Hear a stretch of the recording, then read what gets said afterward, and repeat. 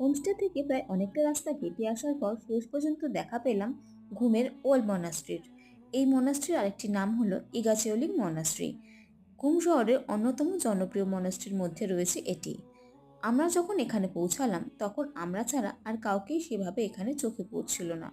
এমনকি মনাস্ট্রির ভেতরের দরজাটিও তালা দেওয়া ছিল, তাই প্রথমে ভেতরে যেতে পারিনি। তাই আমরা বাইরেই ঘোরাফেরা করছিলাম। ওখানকার একজন সদস্যের দেখা পাওয়ার পর তার কাছে রিকোয়েস্ট করাতে তিনি ভেতরে যাওয়ার দরজাটি খুলে দিলেন। তারপর আমরা ভেতরে গিয়ে বুদ্ধদেবের মূর্তিটি দর্শন করে আসলাম। এখানে যে বৌদ্ধ মূর্তিটি রয়েছে তার উচ্চতা প্রায় 15 ফুট। এই জায়গাটি বেশ শান্ত নিরিবিলি ছিল।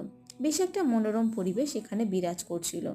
এখানে এসেই যেন হঠাৎ হাঁটার ক্লান্তিটা উধাও হয়ে গেল। এরপর আমরা আবার ঘুম স্টেশনের দিকে পা বাড়ালাম।